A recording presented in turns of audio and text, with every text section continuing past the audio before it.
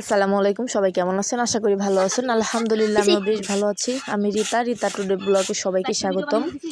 চলুন আজকে রান্না করব হচ্ছে বিরিয়ানি। তো হচ্ছে আমি ঘরে থাকা সামান্য অল্প কিছু উপকরণ দিয়ে এত টেস্টি করে একটা বিরিয়ানি রান্না করব। আপনারা ট্রাই করে দেখতে পারেন। তো এই চালগুলো আমি আগে পরিষ্কার করে ঝেড়ে ধুয়ে নেব। আর এই চালগুলো হচ্ছে আমাদের বাড়ির চাল, মানে হাতে আমার শ্বশুর চাষ করে। সেই চালগুলো দিয়ে বিরিয়ানি রান্না করলে আরও টেস্টি বেশি হয়। তো প্রথমে আমি মাংসগুলো ধুয়ে ঝরিয়ে রেখেছিলাম আধা ঘন্টা আগে।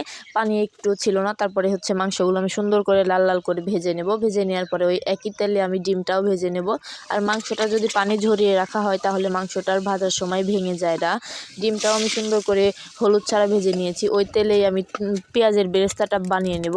আর বিরিয়ানির মধ্যে বা হচ্ছে মাংস কষানোর সময় পেঁয়াজের বেরেস্তাটা দিলে টেস্টটা আরও দ্বিগুণ বেড়ে যায়। তো বেরেস্তাটা আমি ভেজে উঠিয়ে রেখে দিয়েছি। আর দেখেন কত সুন্দর মুচমুচে হয়ে গিয়েছে।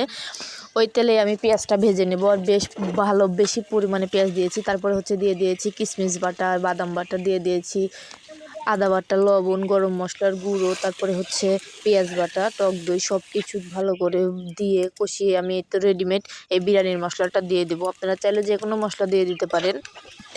তারপরে এই মশলাটাকে বেশ কিছু সময় আমি পানি ছাড়াই কষিয়ে নেব। তেলের পরিমাণটা একটু বাড়িয়ে দেবেন। আর এখানে আমি কোনো রকম গুঁড়া মরিচ বা হচ্ছে কাঁচামরিচ ব্যবহার করব না।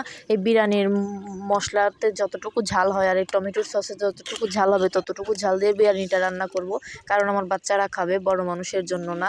এজন্য ঝাল দিব না, আমার বাচ্চারা ঝাল খেতে পছন্দ করে না। এতে মাংসটা আমার সুন্দর করে সব কিছু দিয়ে কষিয়ে নেওয়া শেষ। তারপরে একটা পাত্রের মধ্যে আমি তেল দিয়ে দিয়েছি। তেল দিয়ে চালটা আমি আগে ধুয়ে পরিষ্কার করে ঝরিয়ে রেখেছিলাম, পানি নেই। তেল দেওয়ার পরে হচ্ছে আমি চালটা দিয়ে একটু আদা বাটার একটু হচ্ছে কয়েকটা পোলাও পাতা দিয়ে আমি সুন্দর করে চালটাকে ভেজে নিয়েছি। আর একটু হাতে সময় নিয়ে আস্তে আস্তে মৃদু জালে চালটাকে যত ভাজবেন বিরিয়ানিটা তত ঝরঝরে হবে। তারপরে সব কিছু দিয়ে আমি হচ্ছে এখানে মিশিয়ে নিয়েছি। তারপরে পরিমাণ মতো আমি গরম পানি করে নিয়েছিলাম। 1 কেজি চালের জন্য 2 কেজি পানি দিবেন, এটাই হচ্ছে সঠিক মাপ। তারপরে হচ্ছে আমি দুধ দিয়ে এইরকম যখন একটু নরম নরম থাকবে তখন চুলার জালটা বন্ধ করে কিছুক্ষণ দমে রেখে দিলেই বিরিয়ানিটা অনেক ঝরঝরে হয়ে যাবে। আর বিরিয়ানি বলক ওঠার সময় হালকা একটু চিনি দিয়ে দিবেন। চলুন রিভিউ শুনি। কেমন কেমন হয়েছে বিরিয়ানি? ভালো হয়েছে। ভালো হয়েছে? হ্যাঁ, মজা হয়েছে। মজা হয়েছে? হ্যাঁ, দোকানেরটা মজা না মোরটা মজা?